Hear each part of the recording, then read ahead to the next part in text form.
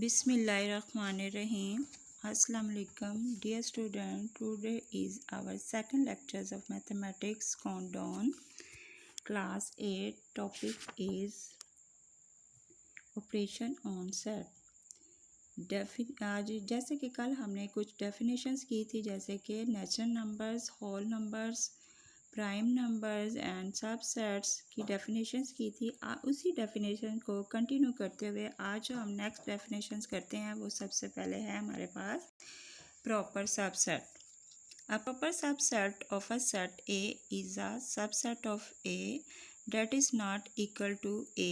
In other words, if B is a proper subset of A, then all elements of B are in A, but A contains at least one element that is not in B. For example, if A 1, 3, 5, then B equal to 1, 5 is a proper subset of A. It is written as B subset of A. यानी कि इसका कहने का मकसद है कि अगर A set में 1, 3, 5 हैं एलिमेंट्स हैं तो B के 1 एंड 5 एलिमेंट्स है जो कि प्रॉपर सबसेट ऑफ A का है, यानी कि B के तमाम एलिमेंट्स जो हैं वो A में प्रेजेंट हैं। तो इसको शो करने के लिए जो हमारे पास साइन है वो B सबसेट ऑफ A है, यानी कि ये आपके पास ये यू जो उल्टा सा नज़र आ रहा है ये आपका सबसेट का साइन है। सो नेक्स्ट डेफिनेशन है हमारे पास improper subset.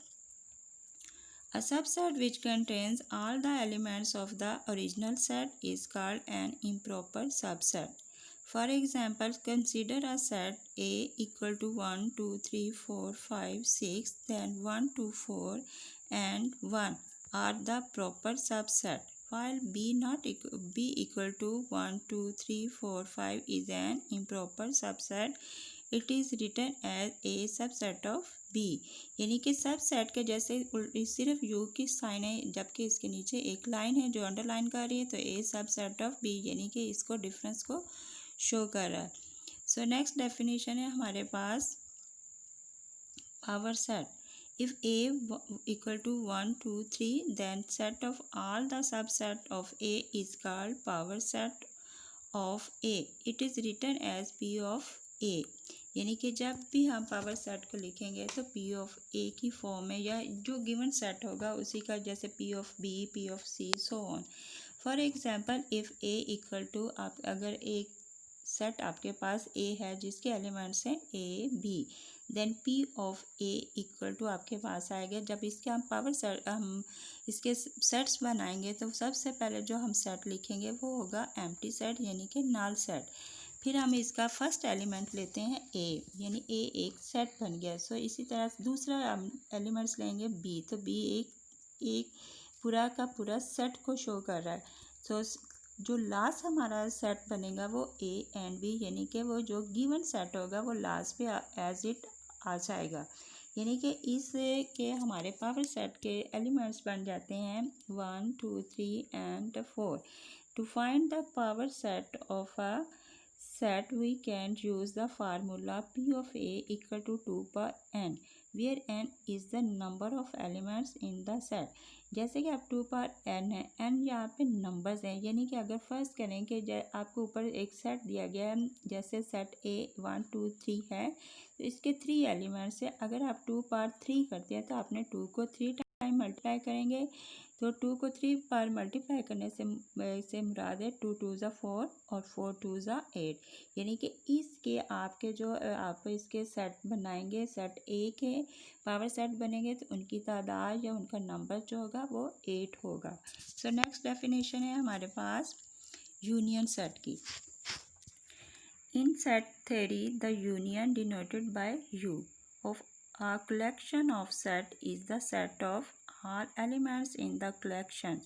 It is one of the fundamental operations through which sets can be combined or related to each other. It is written as A union into B union C or A union B union C। जैसे कि हमारे पास है A union into B, तो अब जब हमने इस सूरत में भी इसको लिख सकते हैं, ए यूनियन बी को हमने ब्रैकेट्स में ले लिया और सी यूनियन सी को सेपरेट कर दिया। जैसे कि फर्स्ट आपको नज़र आ रहा है ए यूनियन सेपरेट है और बी यूनियन सी आपका ब्रैकेट में है। तो इसी तरह हमने दूसरी अगर इसको ऑप्शन में लेके जाते हैं, दूसरी तरह लिखते हैं तो ए यूनियन बी हो जाएगा और सी हमारा सेपरेट हो जाएगा। और यूनियन सेट में हमने तमाम जो कॉमन और अनकॉमन नंबर्स होते हैं वो सारे लिखने होते हैं। और कॉमन नंबर जो होता है जैसे दो सेट में आ जाए तो उसे एक ही दफ़ा हम लिखेंगे। सो नेक्स्ट हमारी डेफिनेशन है commutative properties. The commutative properties of union and the commutative property for intersection say that the order of the sets in which we do the operation does not change the result. General properties of the commutative property is this one: A union B equal to B union A. जब ये जैसे कि A union B है, अगर आप इसको B union A यानी लिखेंगे तो इसका रिज़ल्ट में कोई चेंज इसके नहीं आएगी। यानी कि ए की जगह हम बी को रिप्लेस कर लेते हैं और बी की जगह हमने ए को रिप्लेस किया। जब ए यूनियन बी में हम वेन डायग्राम में इसको शो करेंगे तो पूरे ये जो अगर इसमें हमारे कॉमन एलिमेंट्स हैं यानी दोनों सेटों में सेम एलिमेंट कोई भी होगा तो वो ओवरलैपिंग सेट होगा, जिस सूरत में हमारे ये जो आपको डायग्राम वेन डायग्राम नज़र आ रही है इसमें हम इसको ओवरलैपिंग करेंगे और इसके यूनियन में हम पूरे के ब्लॉक्स को ये जो सर्कल आपको दिया गया है इसको हम शेड करेंगे।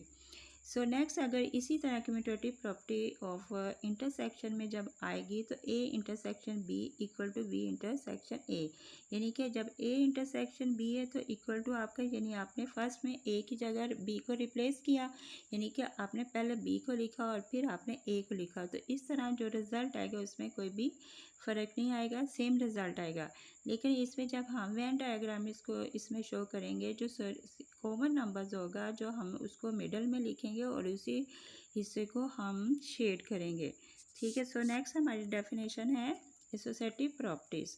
The associative properties for union and the associative property for intersection says that how the sets are grouped does not change the result.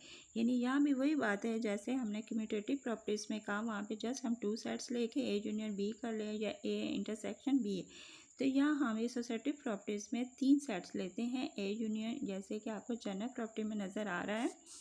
अब देखें ए यूनियन बी आपका ब्रैकेट्स में है, ब्रैकेट में क्लोज हो गया, इनक्लोज है, यूनियन सी तो इक्वल टू आप क्या करेंगे A union B union C अब आपका ब्रैकेट में इनक्लोज हो जाएगा, यानी कि A union B union C equal to A union into B union C. And intersection form में आप देखें ए इंटरसेक्शन बी आपका ब्रैकेट्स में है जबकि इंटरसेक्शन सी आपका सेपरेट में हो गया। जब हम इसके क्वेश्चन को सॉल्व करेंगे तो हमने जो ब्रैकेट में जो चीज़ पहले दी होगी जैसे ए इंटरसेक्शन बी है या ए यूनियन बी है तो हम पहले इसको सॉल्व करेंगे, इसका जो रिज़ल्ट आएगा वो हम फिर इसको सी जो हमारा थर्ड सेट होता है जैसे कि यहाँ पे सी आपको दिया हुआ है तो सी को साथ लेके हम इसको सॉल्व करेंगे। सो हमारा A intersection B intersection C equal to A intersection into B intersection C होगा। सो नेक्स्ट हमारी डेफिनेशन है distributive properties. The distributive properties of union over intersection and distributive properties of intersection over union show two ways of finding result for certain problem mixing the sets operations of union and intersection. यानी कि हमारे distributive property में ये होता है कि हम यहाँ पे इंटरसेक्शन और यूनियन दोनों को इकट्ठा लेकर उसके क्वेश्चन को सॉल्व करेंगे, या हमारी जो प्रॉपर्टीज़ में जैसे अभी हमने एसोसिएटिव प्रॉपर्टी में देखा, यूनियन में देखा तो A union into B union C था, और यहाँ पे हम अगर देखते हैं जनरल इसका formula A union into B intersection C, यानी यहाँ हमारे पास यूनियन भी आ गया और इंटरसेक्शन भी आ गया।